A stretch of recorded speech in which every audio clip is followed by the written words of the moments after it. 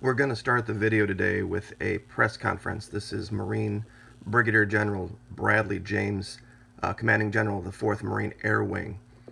He was speaking regarding the crash of a KC-130 tanker last summer, July.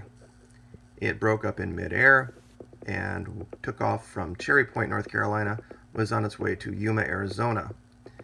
Now here, under the watchful eye of the Obsidian Order, Marine Public Affairs, he gives this statement.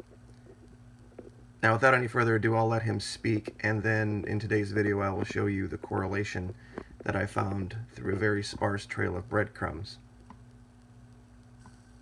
The mission of the flight, Yankee 72 flight, was at a airlift of a team from Marine Corps Special Operations Command 2nd Raider Battalion based out of Camp Lejeune, North Carolina.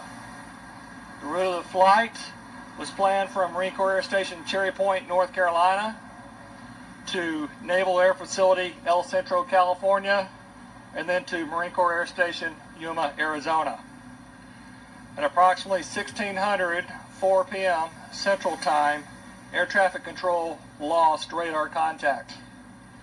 Shortly thereafter, large plumes of smoke were discovered in the Itta Bena, Mississippi area.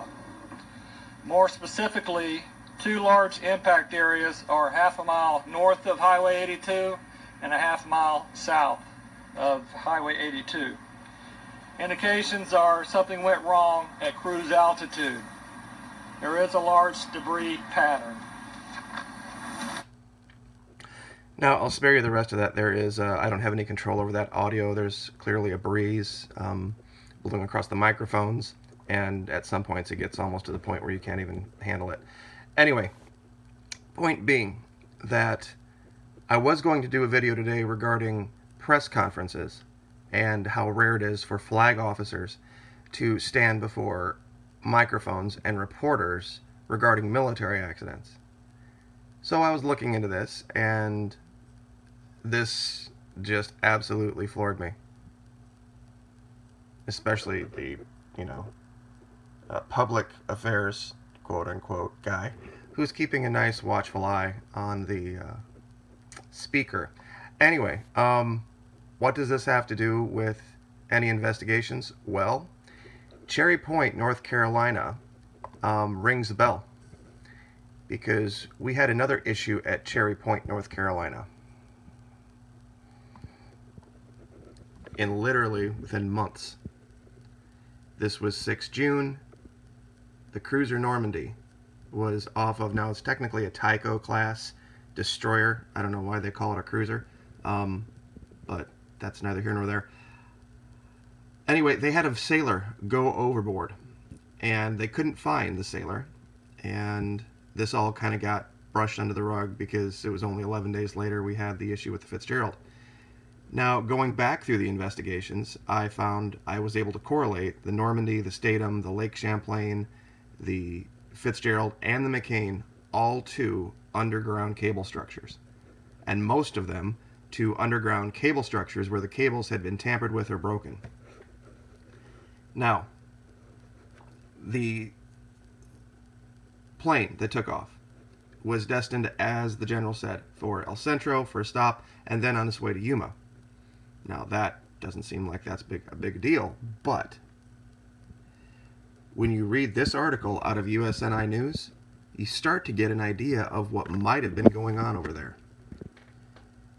Now here, it talks about this brand new, what they call Gator system. It's a super high-tech command control radar tracking system that they had been testing at Cherry Point. And it was meant to be used in conjunction with Navy ships. In total, according to some of the first Marines in the force to work with this new trio of systems, the combination of the radar, command and control system, and the network will help the Marines be more mobile, save lives on the ground, and extend the range of Navy land attack weapons at sea. Now, this particular system they were testing at Cherry Point, North Carolina, at the time, was destined for Japan. And they say it here. They talk about this system, how it was designed to pick up targets like ICBMs quickly, much more quickly than anything that had been fielded so far. And this was headed for Yuma and then to Japan. It says it right here. CAC Charlie Alpha Charlie 2 Sierra Phase 2 arrived at Marine Corps Air Station Cherry Point. When it arrived, started new equipment training on the system. With that training phase now complete, distinction of being the first unit in the Marine Corps to complete the transition to the newest gear, their West Coast counterparts, MAX 1 and MCS Yuma, Arizona, followed about 2 weeks behind. That talks about them finishing up and being ready to deploy the system. This talks about what the system can do. I will put the link in the description if you want to read through this. But the most important thing to take about this is that, strangely enough, this system, designed to work with Navy destroyers, was destined for Yuma, where that plane was supposed to be going, and then on to Okinawa in Japan. And I will get down to that here if you just be patient with me. It is a hard thing to have 9 tabs up and to be reading through. Here's where they talk about where they train on it in Yuma. And, okay, there's the picture. Here we go. Here's all the destinations that it's headed for. It is headed for Yuma, and then finally the last 2 systems in January, February. The 2 remaining systems will go to Okinawa, Japan with Marine Air Control Group 18. So this would have been something the 7th Fleet would have been very interested in. Now, what does this have to do with the Normandy? Well, what I had alleged is that maybe these destroyers that had been attacked, had these problems, had these guys go overboard, were doing counter intel work. That maybe there were Russian or other vessels that were attempting to tap into our cables, and that we had gotten wind of it and we were trying to stop them from doing it, and then perhaps we lost sailors in the process of doing it. Now, this is the video that I did going back to the very beginning of this year. It was right around December, January. I'm going to play this for you to show you the correlation to Cherry Point, North Carolina. This is the USS Normandy, CG-60. Last June, right during the height of all of this nonsense with those other ships in Asia, this ship had a sailor go missing, go overboard. There were witnesses to him going overboard, yet they couldn't recover him. Same thing with the Statham. We're going to cover that in a minute.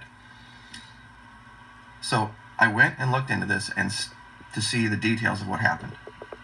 And what it basically says here is that they've ended their search on 9 June. The sailor went overboard 6 June, 3 p.m., conducting training 80 miles off the coast of Cherry Point, North Carolina. So I went to Google Maps. I found Cherry Point, North Carolina.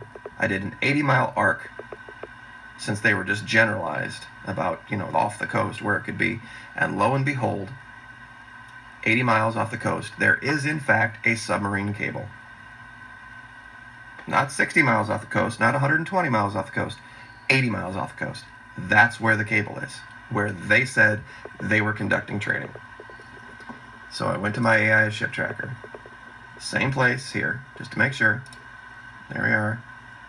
There's Buxton, there's the Outer Banks, and there's the Outer Banks, and there's the pin that I've dropped to show you this. Now there's a lot of stuff in this area, but look what I found.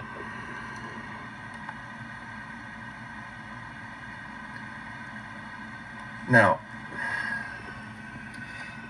you can take issue with the Fitzgerald, and you can take issue with the McCain, and say, okay, well, this was just a coincidence, that's a coincidence, there's a lot of cables everywhere, la la la la. The Lake Champlain, there's not a lot of cables up there.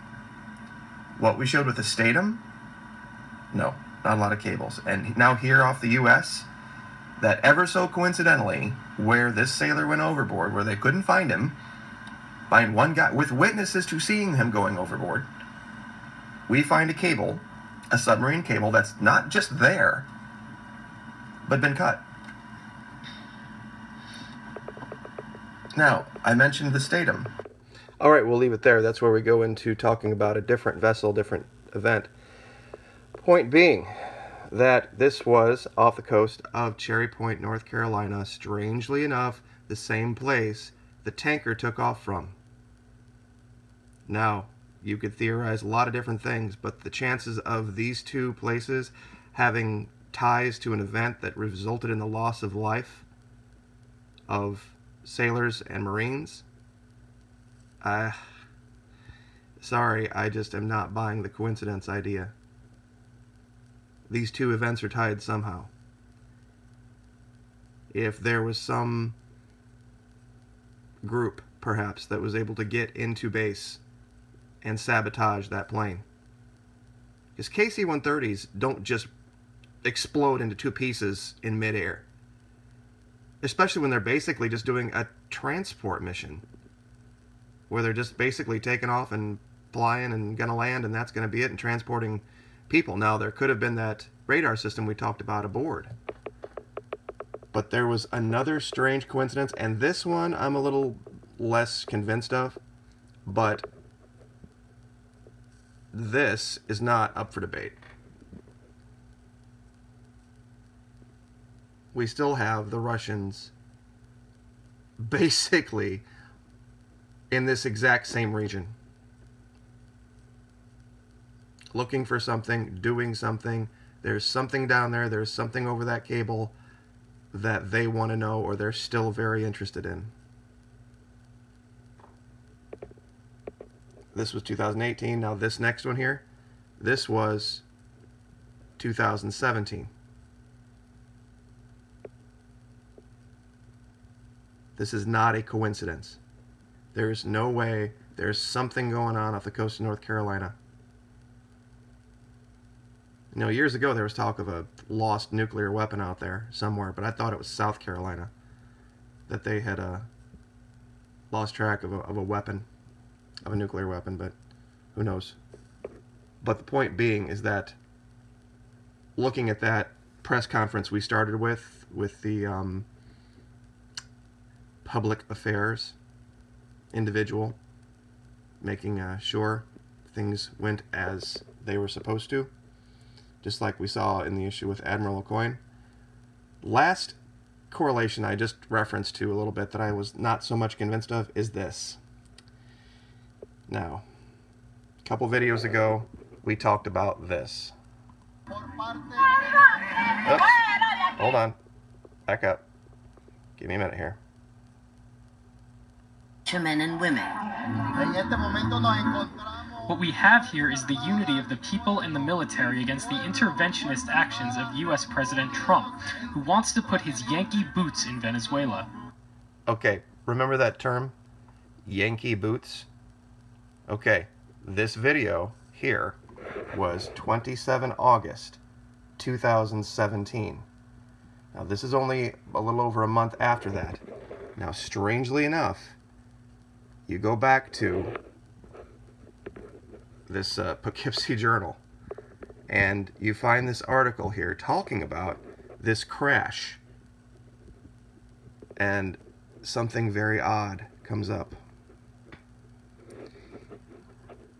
At least forward link to the Marine Aerial Refueling and Transport Squadron, Victor Mike Golf Romeo 452, that operates out of Stewart Air National Guard Base in Newburgh, and all 9 from the squadron, nicknamed the Yankees, were on board, along with 7 others attached to Marine Battalion based in Camp Lejeune, North Carolina, making it the deadliest Marine aircraft crash since 2005. Like I said, that could just be coincidence, but the timing of it all happening within months of each other, I just don't buy it.